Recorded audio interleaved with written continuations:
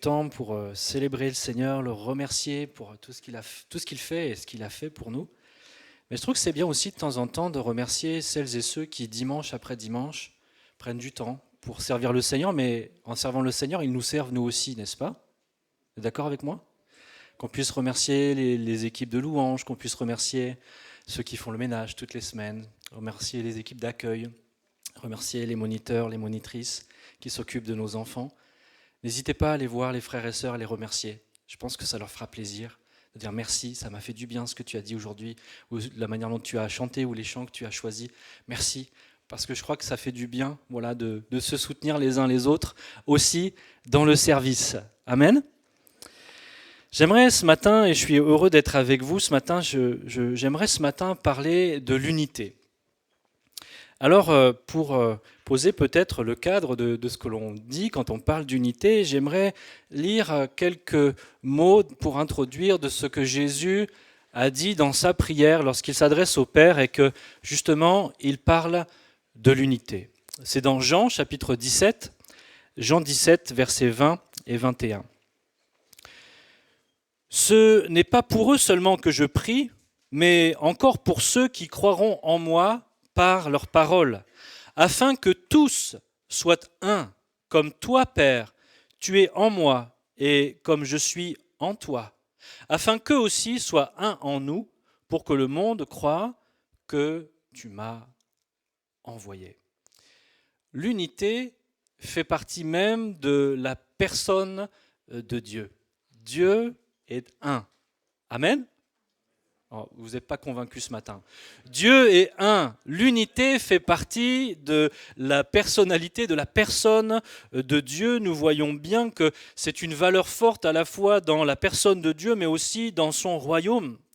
Et dans ces deux versets, nous voyons que le Père et le Fils sont parfaitement unis et Jésus prie pour que ceux à qui il a rendu témoignage et ceux encore après, c'est-à-dire les disciples qui rendront à leur tour témoignage et ceux qui se convertiront grâce à leur témoignage, eux aussi puissent connaître l'unité que l'Église, que Christ et son Père connaissent entre eux.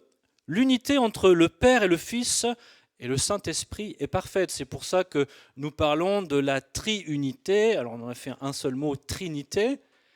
C'est dans la définition même de qui est Dieu.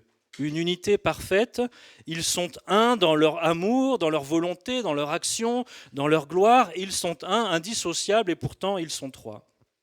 C'est un mystère, mais ça nous montre quelle est la valeur et quelle emphase Dieu lui-même met sur la notion de l'unité. Et Jésus, dans cette prière, il prie pour que nous puissions aussi être unis les uns avec les autres comme lui est uni avec son Père, que nous soyons unis en lui et que ainsi nous soyons unis avec le Père.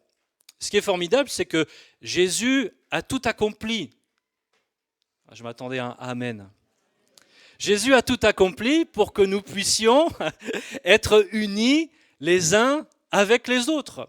Lorsque Jésus nous demande quelque chose, lorsqu'il désire quelque chose pour son Église, il donne la provision, le moyen pour que cette chose puisse s'accomplir. Si Jésus nous appelle à l'unité, s'il prie pour que nous soyons unis les uns avec les autres, c'est parce qu'il sait qu'il a tout accompli pour que cette unité puisse prendre place.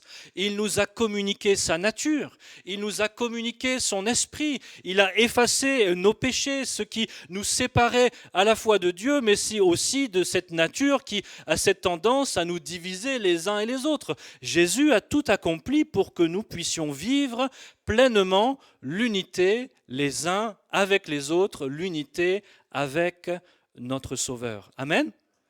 Dis à ton voisin, Jésus nous a unis. On fait partie du même corps. Alléluia. Jésus a fait de nous un corps.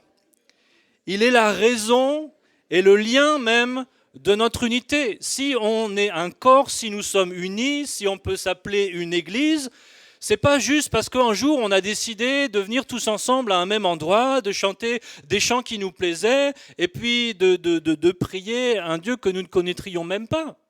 Si nous sommes là, si nous sommes une église, si nous pouvons nous appeler l'église de Jésus-Christ, c'est parce que Jésus a tout accompli pour que nous soyons son corps et que nous soyons un en lui.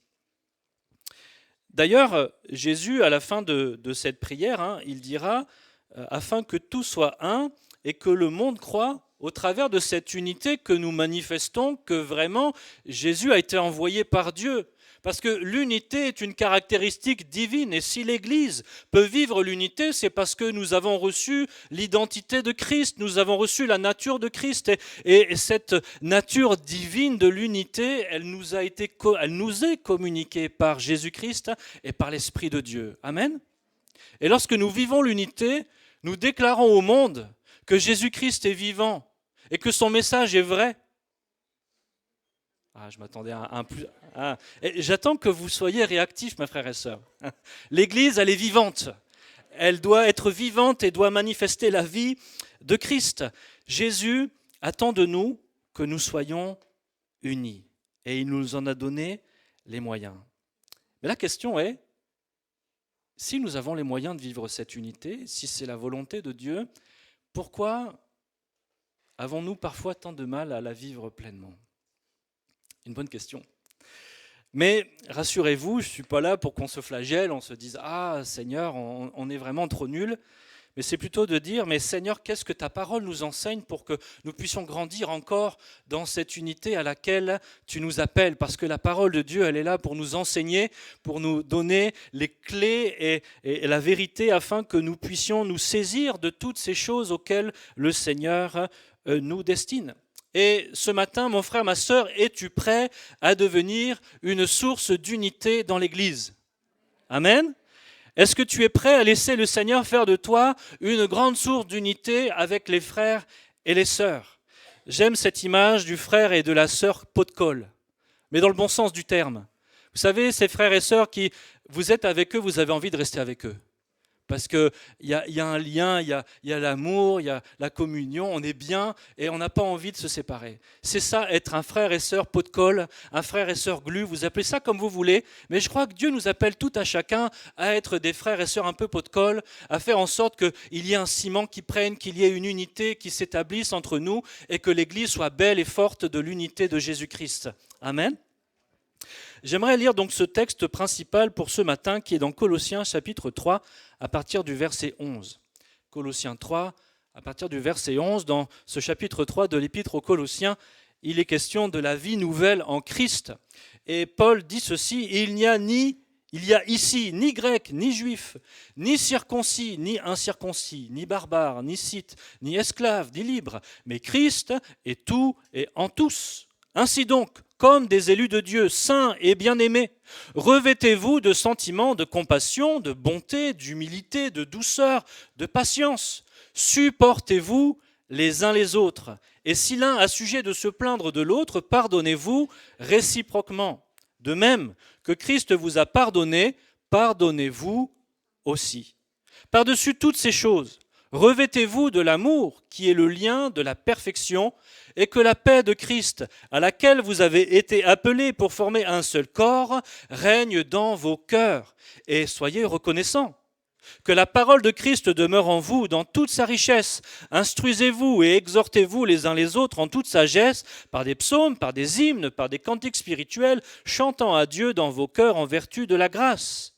Et quoi que vous fassiez, en parole ou en œuvre, faites tout au nom du Seigneur Jésus, en rendant par lui des actions de grâce à Dieu le Père. Amen. Quel beau programme. Ici, Paul nous donne les clés pour pouvoir vivre l'unité. Nous savons tous que l'Église est composée d'hommes et de femmes bien imparfaites comme vous et moi. Même si vous êtes parfaits, je sais que juste moi, à cause de moi, l'Église de Chambéry n'est pas parfaite. Parce que moi, je ne suis pas parfait, j'ai des défauts. Je confesse mon péché. J'ai des défauts. Et vous savez comme moi que lorsqu'il y a des hommes et des femmes imparfaits, fondamentalement, même si nous avons un désir, un axe à suivre qui est celui de l'unité, qui est celui de rendre l'Église belle pour Jésus-Christ, eh bien il arrive des fois où les choses ne sont pas comme elles devraient être. Nous sommes tous des pécheurs repentis, qui apprennent à dépendre toujours plus de la grâce de Dieu et du Saint-Esprit pour vivre la vie nouvelle que Christ nous a donnée et faire en sorte que cette vie nouvelle prenne de plus en plus de place et fasse en sorte que l'Église de Jésus-Christ, elle soit belle, sans défaut, sans tache. Et nous avons l'assurance que Jésus-Christ est celui qui s'occupe de nous personnellement, chacun, aussi à l'échelle de l'Église. Il est celui qui nous sanctifie, qui nous purifie par sa parole et qui nous amène à marcher de progrès en progrès. Quand on regarde l'histoire de l'Église, ou plutôt l'histoire des églises, avec un petit e des églises locales, on peut que constater que dès le commencement, il y a eu des disputes, il y a eu des querelles, il y a eu des conflits. Ce sont des mots qu'on n'aime pas trop, qui nous font parfois dresser les poils sur les bras parce qu'on a peut-être vécu de tels moments et on sait combien c'est douloureux. Et même si personne ne souhaite qu'il y ait des conflits, même si personne ne souhaite qu'il y ait des différends, qu'il y ait des disputes, eh bien, la vérité, c'est que ça arrive. Et la Bible ne nous cache rien de ces réalités humaines. On aurait pu se dire, mais si la Bible avait vraiment été écrite par des hommes, seulement par des hommes, eh bien, on aurait vendu quelque chose d'idéal, alors qu'en réalité, parce que la parole de Dieu est inspirée par le Saint-Esprit, elle ne nous cache pas la vérité. Elle nous donne les réalités de l'humanité, mais en même temps, elle nous enseigne quelle est la pensée de Dieu, quelle est la sagesse du royaume de Dieu pour sortir, pour avancer, progresser face à ces choses. La question n'est pas est-ce qu'il y aura des disputes et des querelles dans l'Église. La question est, lorsqu'il y aura des disputes et des querelles, comment agir ? Comment réagir, comment nous comporter chacun pour que face à cette situation, eh bien, nous puissions relever la tête et donner gloire à Dieu par notre attitude et par notre comportement. Comment faire en sorte pour transformer ces moments douloureux en enseignements qui soient bons pour notre croissance et nous aider dans l'adversité à nous souder bien davantage encore les uns et les autres. Vous savez comme moi que quand tout va bien, l'unité c'est à peu près simple, quoique. Mais c'est quand viennent un peu les difficultés, les tensions, que là, ça devient compliqué. Mais vous savez, c'est comme dans un couple, c'est comme dans une famille. On s'aime, il y a des moments où c'est très simple, et puis des moments, c'est un petit peu plus difficile. Il y a de l'amour, il y a de l'unité, mais il y a aussi parfois des désaccords. Il y a aussi parfois des différences. Mais ce qui va faire qu'un couple, qu'une famille, qu'un groupe va tenir bon, qu'ils vont grandir dans leurs relations, c'est la manière dont ils vont apprendre à gérer leurs conflits. C'est la manière dont ils vont apprendre à traiter les difficultés par lesquelles ils sont en train de passer avec la pensée de Dieu et non pas avec les œuvres de la chair. Voici ce que Paul dit au verset 11, « Il n'y a ici ni grec, ni juif, ni circoncis, ni incirconcis, ni barbare, ni scythe, ni esclave, ni libre, mais Christ est tout et en tous. » Nos différences, c'est la source principale de ce qui nous divise. Que nous le voulions ou pas, nous avons des cultures, des origines, des éducations, des héritages différents. Nous ne pensons pas tous pareil. Nous ne voyons pas le monde de la même manière. Nous avons tous des arrière-plans différents. Et donc, tout cela vient nourrir finalement souvent les difficultés relationnelles que l'on peut avoir les uns avec les autres. On va avoir des différences de point de vue, différences de manière d'appréhender le monde qui nous entoure. Donc quand tout va bien, on s'accepte mutuellement, on trouve même que c'est une richesse de ne pas penser tous pareils. Mais lorsque vient parfois des différences sur des sujets importants, là c'est une autre histoire. Et on aimerait même que finalement nous ne soyons uniformes. Vous savez, c'est pas difficile d'être uni avec quelqu'un qui pense comme vous, qui croit comme vous, qui a les mêmes idées que vous. Et en général, on voit dans le monde, ça fonctionne comme ça. Il y a des groupes, que ce soit des partis politiques, que ce soit des cultures, etc. On se rassemble autour de ce qui fait qu'on se fédère, n'est-ce pas ? Mais lorsqu'on regarde en tout cas ce qui peut nous séparer, là c'est une autre histoire. Dans Acte 15, on assiste à une grosse dispute dans l'Église en fait. Il y a dans l'Église de Jésus-Christ de la division entre les circoncis et les incirconcis parce qu'ils ne s'entendent pas à ce moment-là sur un point de doctrine. Dans Acte 15, on peut lire les 2 premiers versets. « Quelques hommes qui étaient descendus de Judée enseignaient aux frères, « Si vous ne vous faites pas circoncire selon la coutume de Moïse, vous ne pouvez pas être sauvés. » Paul et Barnabas, ayant eu avec eux une violente dispute au cours du débat qui s'ensuivit, on décida que Paul, Barnabas et quelques autres des leurs monteraient à Jérusalem devant les apôtres et les anciens pour parler de cette question. Il est dit ici, écrit noir sur blanc, qu'il y eut une violente dispute. C'était pas juste une petite, voilà, on n'est pas d'accord, bon, c'est tout, on ne se parle plus une semaine et puis ça ira mieux après. Là, c'était une violente dispute parce que c'était sur un point de doctrine, sur une croyance. Et parfois, ça nous arrive d'avoir des différends importants, de ne pas être d'accord sur des choses qui nous semblent fondamentales. Et dans ces moments-là, je pense qu'il est important de nous rappeler qui est véritablement la source de notre unité. Qui a fait que nous sommes un corps ? Ce n'est pas notre culture, ce n'est pas notre histoire, ce n'est pas notre héritage personnel, ce n'est pas notre statut social, ce n'est pas le lieu dans lequel on habite. Ce qui nous unit, c'est Jésus-Christ. Jésus-Christ Jésus-Christ est tout et en tous, nous dit Paul dans ce verset 11 de Colossiens 3. Jésus est celui qui est la raison de notre unité. Il est la cause, le moyen par lequel nous sommes et nous pouvons demeurer unis. C'est lui qui rend possible ce qui humainement est impossible. Comment faire en sorte que des gens tellement différents, d'horizons tellement différents, de cultures tellement différentes puissent s'entendre et s'unir et s'aimer sincèrement et vivre ensemble d'un même pas, comme un seul homme ? Seul Jésus peut faire ça. Et si nous apprenons à compter sur lui, alors nous pouvons, même dans les pires moments, retrouver l'unité qui, pour un temps, semble s'être évaporée. On comprend dans ce passage d'Acte 15 que le problème, c'était que les chrétiens juifs voulaient imposer leur culture, la loi de Moïse, aux non-juifs. C'était ce qui est en train de se prendre place. Et il a fallu que le conseil des apôtres soit saisi. Ça a été le premier concile à Jérusalem où cette question, qui était toute nouvelle, puisqu'avant, effectivement, on ne se posait pas trop la question. La foi n'avait pas été partagée avec les non-juifs. Et donc, là, c'était tout nouveau. En Christ, et c'est là la bonne réponse, c'est qu'effectivement, il n'y a plus ni grec ni juif, tout notre passé appartient au passé. Nous sommes devenus en Jésus-Christ des nouvelles créatures. Nous avons reçu une nouvelle identité et nous sommes appelés à embrasser une nouvelle culture, non plus les cultures de ce monde, mais la culture du royaume de Dieu. Alléluia.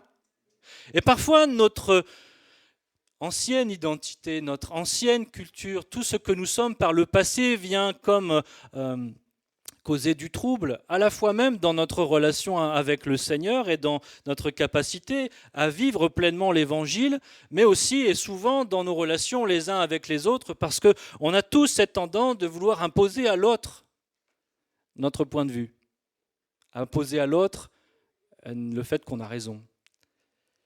La source et la raison de notre unité, nous dit Paul, c'est Jésus-Christ. Il est tout. Il est tout. Est-ce que Jésus est tout pour vous ? Ou est-ce que votre culture, votre histoire, votre héritage familial passe avant Christ ? Non, tout ça c'est au passé. Tout ça c'est mort avec le vieil homme et maintenant nous sommes une nouvelle créature en Jésus.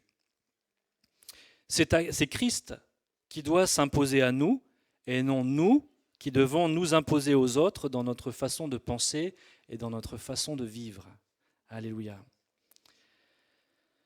Lorsqu'on se laisse remplir de cette plénitude de Christ, parce qu'on se laisse par lui renouveler dans nos pensées, on le laisse changer notre manière de voir le monde, même notre culture, notre manière de penser, alors on rentre toujours davantage dans cette nouvelle identité qu'il nous a donnée. Et c'est vrai que la vie chrétienne est un processus, c'est quelque chose qui se fait au fur et à mesure. Nous sommes en collaboration avec Christ et le Saint-Esprit pour qu'il nous transforme à son image. Amen.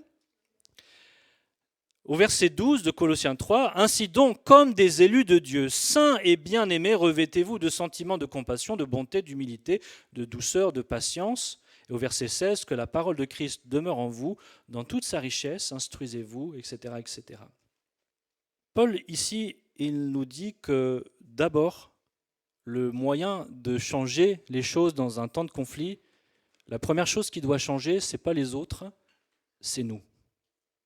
Est-ce que vous avez conscience de ça? Lorsqu'on a une difficulté avec quelqu'un, celui qui doit changer, ce n'est pas l'autre, c'est nous. Et dans le processus du corps de Christ, eh bien, celui que Dieu veut changer d'abord, c'est nous. Parce que la réalité, c'est que, comme je vous l'ai dit, nous, lorsqu'on a un conflit, une difficulté ou un différend, souvent on dit « Seigneur, t'as vu, il est comme ça, il est comme ci, Seigneur, change son cœur, change-le ». La vérité, c'est que d'abord le Seigneur, il veut nous changer, nous. On ne peut pas changer les autres. Je ne sais pas si vous avez déjà essayé de changer quelqu'un. À tous ceux qui sont mariés, je sais que vous avez déjà essayé. Est-ce que ça marche? Non, ça ne marche pas. Ça ne marche pas, ça se saurait si ça marchait. La vérité, c'est que le seul moyen de pouvoir changer les autres, c'est d'être nous une source de changement. C'est de nous laisser nous changer, de nous laisser nous transformer.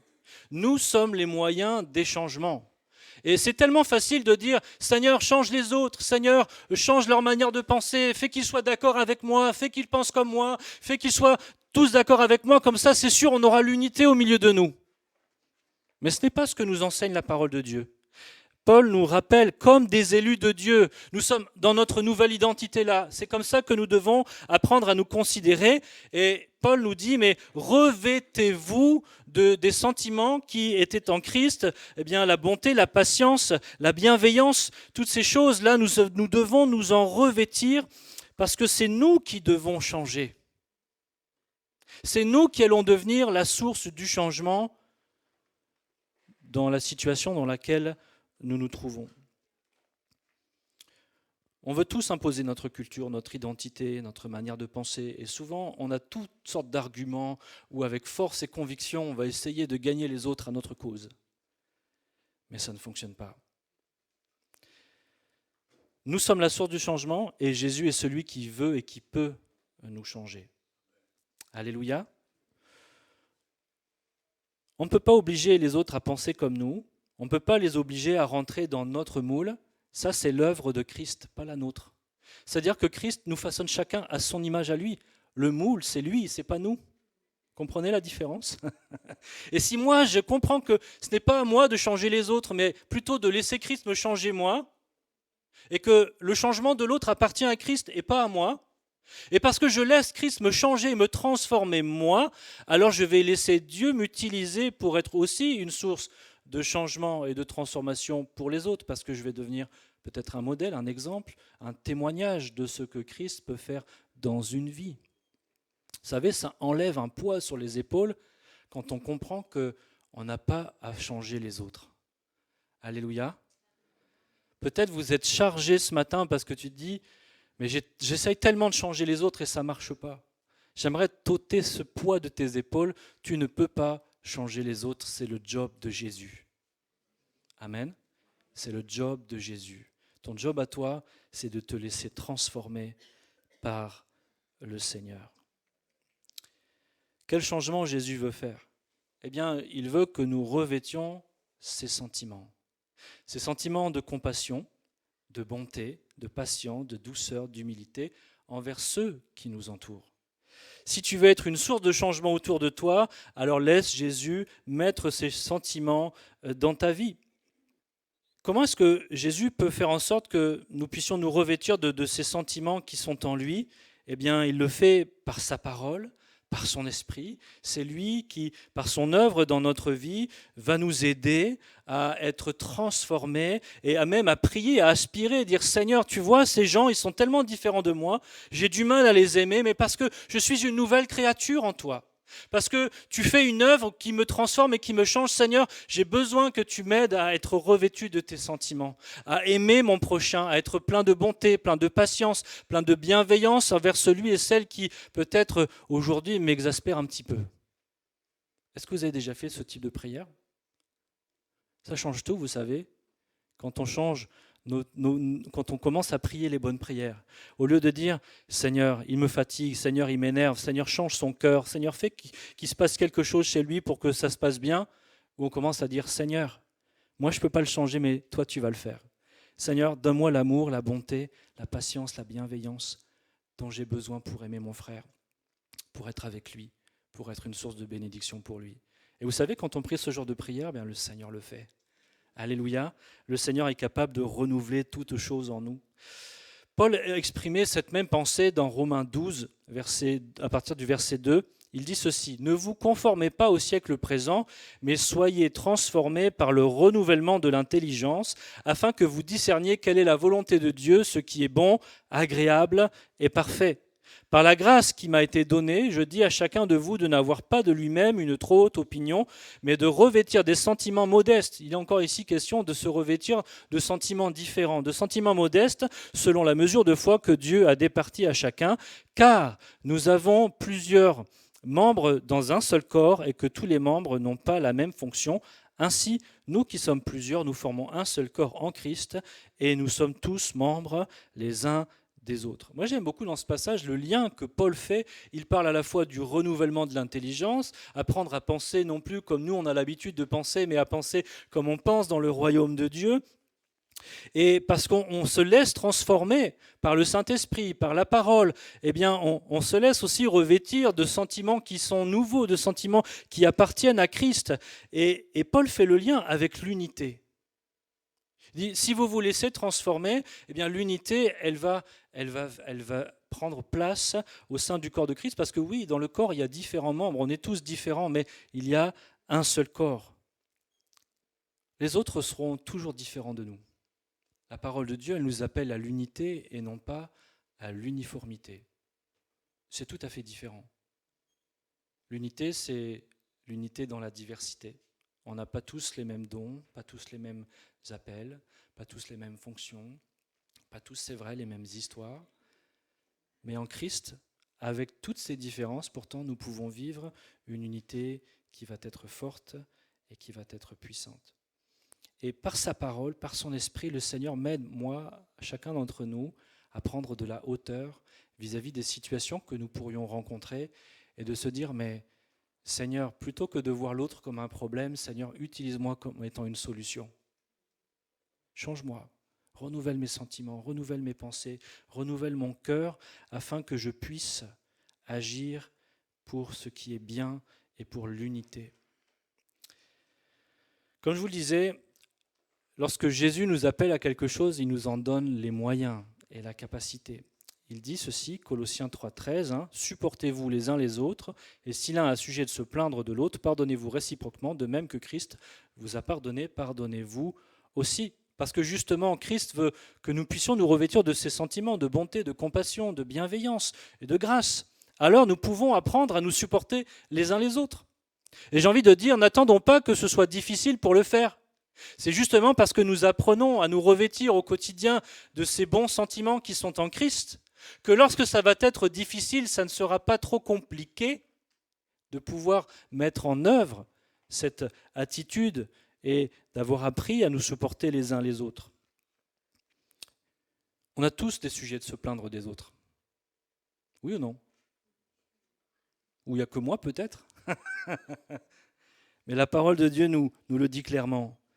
Si l'un a sujet de se plaindre de l'autre, pardonnez-vous réciproquement. Et le mot réciproquement, il est important ici parce que ça implique un dialogue. Ça implique un dialogue. Et vous savez comme moi, et je l'observe beaucoup, lorsqu'on a un conflit avec quelqu'un, vous savez ce qu'on fait? On met ça sous le tapis et puis on s'ignore. Il n'y a rien de pire pour créer des climats de tension, d'incompréhension et un climat où l'unité, elle est sclérosée. Si nous voulons que l'unité soit forte, il faut que nous apprenions à nous parler. Apprenons à nous dire les choses. Je vais vous le dire, si vous avez quelque chose que j'ai fait contre vous ou que j'ai mal fait, vous avez le droit de venir me voir et de me le dire. Et puis on en parle. Il n'y a pas de problème. Ce n'est pas parce que je suis pasteur que je suis intouchable. Mais c'est vrai à toutes les échelles. À l'échelle de toutes nos relations, il nous faut apprendre à communiquer et à nous dire les choses. Si quelque chose ne va pas, plutôt que de le garder, de ressasser ça dans son cœur, et puis la prochaine fois qu'il va encore faire quelque chose, ça va être encore mal pris. Parce qu'on se dit, ah, il a déjà fait ça, il recommence encore, il n'a toujours pas compris. Jusqu'à ce qu'on n'en puisse plus, et que le tapis, il y ait une bosse comme ça en dessous, et là, ça explose. Et on dit à la personne ces 4 vérités, et puis là, on blesse. Je crois qu'il faut apprendre à se parler, à se supporter, et surtout à pardonner. Mais pour que le pardon soit plein, pour que le pardon soit entier, il faut communiquer. Sinon, parfois, on reste sur nos blessures, on reste sur nos a priori, et le Seigneur nous appelle à pardonner comme lui nous a aussi pardonné. Alléluia. Jésus, parce qu'il nous remplit, il veut nous remplir de sa plénitude dans sa communion, il veut justement changer notre regard et notre attitude envers les autres. Et ces recommandations que Paul nous donne, de nous supporter les uns les autres, de nous pardonner réciproquement, de communiquer les uns avec les autres, ce ne sont pas des options. Ce n'est pas quelque chose d'optionnel seulement si j'ai envie, seulement si je le sens, seulement si ce matin les petits oiseaux chantent et que le soleil brille dans le ciel, alors peut-être je vais aller voir mon frère, ma sœur et puis m'expliquer avec lui. Non, ce n'est pas comme ça que ça fonctionne. C'est, quelle que soit la situation, le Seigneur m'appelle à mettre ça en œuvre. Et je ne peux pas le faire par moi-même. J'ai besoin de toute la plénitude de Christ en moi. J'ai besoin, avant cela, même d'être revêtu de ces sentiments de bonté, de patience, de bienveillance envers mon frère et ma sœur. Parce que si je n'ai pas les sentiments de Christ en moi et sur moi, alors je vais le faire avec mes sentiments à moi. Et là, c'est règlement de compte à hockey corail. C'est coup de mitraillette ou de kalachnikov, des fois. Et ce n'est pas ce que le Seigneur attend de nous. Si je suis en communion avec Christ, si je prie pour qu'il me revêt de ses sentiments, alors je vais pouvoir agir dans le bon sens. Je vais pouvoir pardonner. Je vais pouvoir avoir une discussion sereine avec mon frère et ma sœur. Je vais pouvoir supporter ce que peut-être jusque-là je ne supportais pas. Un des secrets pour évoluer aussi dans nos relations et faire en sorte que l'unité elle soit belle, c'est qu'il nous faut apprendre à voir les autres différemment. Déjà, nous, on a du mal à nous voir comme étant une nouvelle créature en Christ, mais on a d'autant plus de mal à voir l'autre comme étant aussi une nouvelle créature en Christ.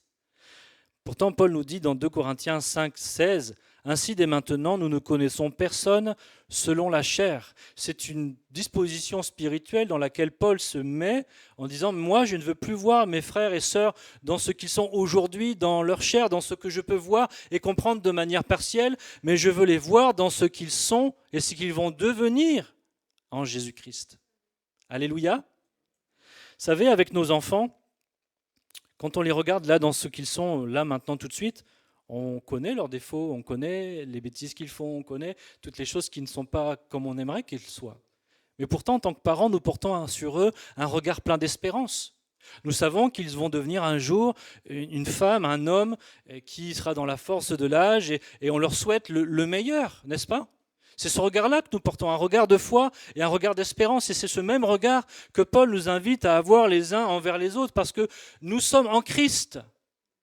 Et nous ne devons pas nous arrêter sur ce qu'est la personne aujourd'hui seulement, mais de dire, Seigneur, en toi, cette personne, elle va encore changer. En toi, cette personne, elle va encore être transformée. En toi, Seigneur, cette personne, elle va devenir parfaite en toi. Comme moi aussi, un jour, je vais devenir parfait en toi. Alléluia. Et quand on a ce regard plein d'espérance, alors nous sommes tellement plus enclins à manifester une attitude de grâce et une attitude de pardon envers celui que nous avons en face de nous. Même si c'est vrai, là, tout de suite, présentement, peut-être il nous énerve beaucoup. Mais c'est une décision de dire, Seigneur, je ne veux pas le voir comme il est aujourd'hui. Je veux le voir comme il est demain en toi et après-demain. Et être dans cette espérance, Seigneur, que parce que tu sais me changer moi, tu vas savoir aussi le changer lui. Revêt-moi de ta douceur, de ta patience, de ta bonté, de ta compassion, de ton humilité, Seigneur, afin que je ne me croie pas supérieur à lui, mais qu'au contraire, je puisse l'aimer comme il est vraiment, Seigneur. Le verset clé de notre passage, c'est le verset 14. « Mais par-dessus toutes ces choses, revêtez-vous de l'amour qui est le lien de la perfection. » Ce n'est pas un petit verset, parce que Déjà, si on fait le point sur tout ce qu'on s'est dit, Paul jusque-là nous dit, la source de notre unité, c'est Christ qui est tout et en tous. Ça, c'est la première chose qu'il nous dit. Ensuite, il dit que Jésus veut nous remplir de sa plénitude afin que nous soyons revêtus de ses sentiments de bonté, de grâce, de compassion et de toute sa grâce. Ok, deuxième chose. Et la plénitude de Christ en nous, elle va nous amener à pardonner, à nous supporter et à faire grâce. C'est ça que jusque-là, Paul nous a dit. C'est déjà un vaste programme en soi. Mais il continue en disant, mais par-dessus tout cela, revêtez-vous de l'amour qui est le lien de la perfection. Par-dessus toutes ces choses. C'est ce qui va lier l'ensemble. Parce que combien même on pourrait désirer avoir les bons sentiments, combien même on pourrait désirer pardonner, supporter et faire ce que le Seigneur attend de nous, il y a une décision à prendre. Et cette décision, c'est celle d'aimer. Aimer. Par-dessus tout ces choses, revêtez-vous de l'amour. On sait tous que c'est le Saint-Esprit qui produit l'amour dans nos cœurs. C'est son fruit, l'amour. Mais le Saint-Esprit ne produira pas son fruit si nous ne décidons pas de le laisser faire. Si nous ne décidons pas, Seigneur, il n'y a rien en moi-même pour que je puisse vraiment aimer cette personne, mais je décide de l'aimer quand même. Je décide, malgré la situation, d'aimer cette personne, et c'est pour cette raison que je te demande de me revêtir de tes sentiments. C'est pour cette raison que je veux pardonner. C'est pour cette raison, parce que je décide d'aimer cette personne, que je veux que les choses elles avancent. Un bon exemple pour comprendre cela, c'est l'exemple du bon samaritain. Le bon samaritain, effectivement, c'est une parabole que le Seigneur nous enseigne pour comprendre qui est le véritable prochain. Et nous comprenons au travers de son enseignement que Jésus est notre prochain, celui qui vient nous aimer alors que nous ne méritions pas son amour, n'est-ce pas ? Mais dans les personnages qu'il choisit dans son histoire, cela a tout un sens. Nous avons ici un homme juif qui se fait frapper par des brigands, qui est laissé comme mort au bord du chemin. Et là, il y a des compatriotes de cet homme, d'autres juifs qui passent par là. Il nous est même dit que c'était des hommes de Dieu, des hommes spirituels. Et pour des raisons personnelles, religieuses, ils vont se détourner de cet homme. Ils ne vont même pas prendre soin de venir s'approcher un tantinet. Ils vont passer leur chemin et continuer leurs activités comme si cet homme n'était pas là. Et l'histoire nous dit que c'est un Samaritain qui, lui, va venir et prendre soin de cet homme. Mais nous savons, parce que la parole de Dieu nous le dit, que les Juifs et les Samaritains, c'était comme chien et chat. Les Juifs n'aimaient pas les Samaritains. Ils les traitaient comme des moins que rien. Pour eux, c'était des sous-hommes, limite. Aucun Juif n'avait de contact avec les Samaritains. Et les Samaritains se sentaient constamment rejetés, constamment mis au banc de la société juive. Et ce Samaritain qui passe à côté de ce Juif, là, presque mort par terre, avait toutes les raisons culturelles, toutes les raisons personnelles, toutes les raisons humaines de passer à côté de cet homme et de lui cracher au visage, dire « bien fait pour toi ». Tu n'en as que ce que tu mérites et ne compte pas sur moi pour t'aider après tout ce que vous nous avez fait, vous les Juifs. Mais ce n'est pas ce qu'il a fait. Il a choisi d'aimer. Il a choisi d'aimer contre toute attente, contre toute logique. Il a choisi de prendre soin de cet homme, de lui offrir sa monture, de payer pour les soins, de payer pour l'hôtel, de tout pourvoir pour cet homme. Ce que ce Juif aurait pu mériter, c'était le mépris, mais ce n'est pas ce qu'il lui a donné. Il lui a donné grâce et miséricorde. L'amour est une décision. C'est toujours une décision. Aimer quand ça va bien, c'est facile, ça se fait un peu tout seul. Mais aimer quand c'est compliqué, c'est une décision. De dire, Seigneur, je veux aimer cette personne. Elle n'est peut-être pas aimable, ou en tout cas j'ai peut-être du mal avec elle, mais je veux l'aimer. Je veux être une source de grâce, une source de miséricorde, une source de bonté, de patience, une source d'humilité pour cette personne. Je veux aimer cette personne. Ça nous coûtera toujours d'aimer. Ça a coûtait beaucoup à ce Samaritain d'aimer ce Juif. Il avait certainement autre chose à faire. Il était en voyage, il avait quelque chose de prévu, mais il a choisi d'aimer. Et j'aimerais te dire, mon frère, ma sœur, ça te coûtera toujours quelque chose d'aimer ton frère, ta sœur, ton prochain.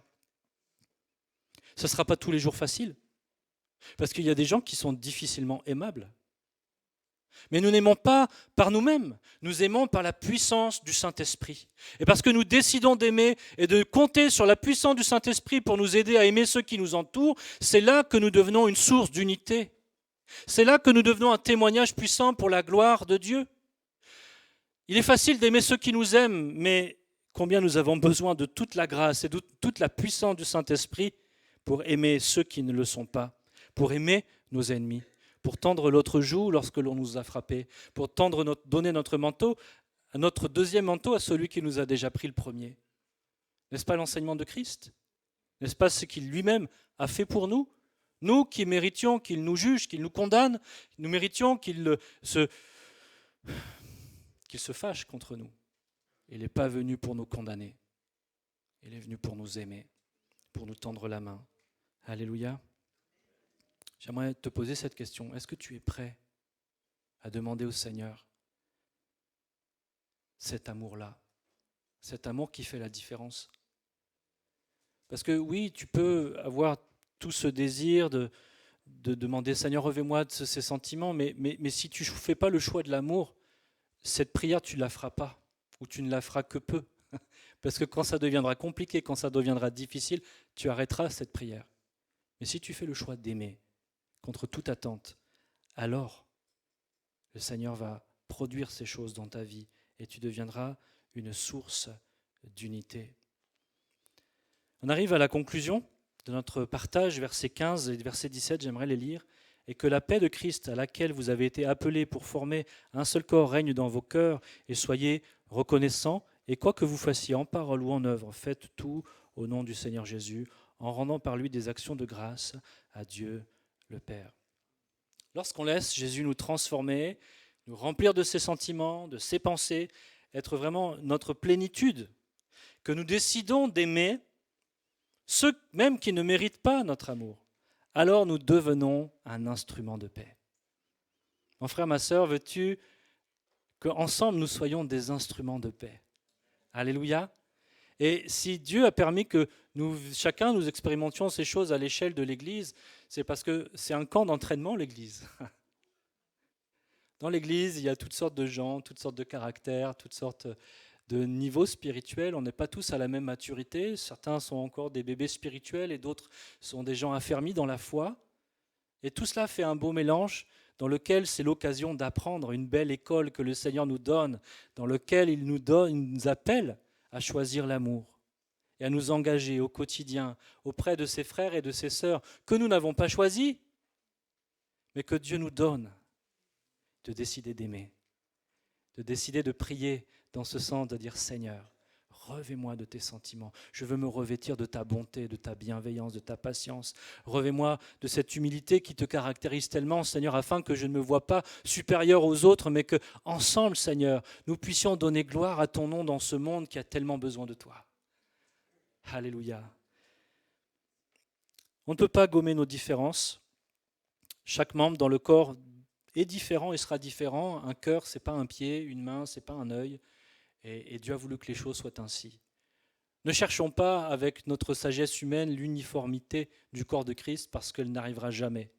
Mais cherchons par la puissance du Saint-Esprit l'unité à laquelle il nous a appelés dans notre diversité. Seul Christ est la véritable source de notre unité. Et celui qu'il veut changer ce matin, c'est toi, c'est moi, chacun pour nous-mêmes. Et si nous nous laissons chacun transformer personnellement par le Seigneur, remplir de lui, alors les choses vont changer aussi à d'autres échelles. Que le Seigneur soit béni. Père, merci pour ta parole. Seigneur, tu nous appelles à l'unité et tu nous donnes le cheminement, Seigneur, pour y arriver.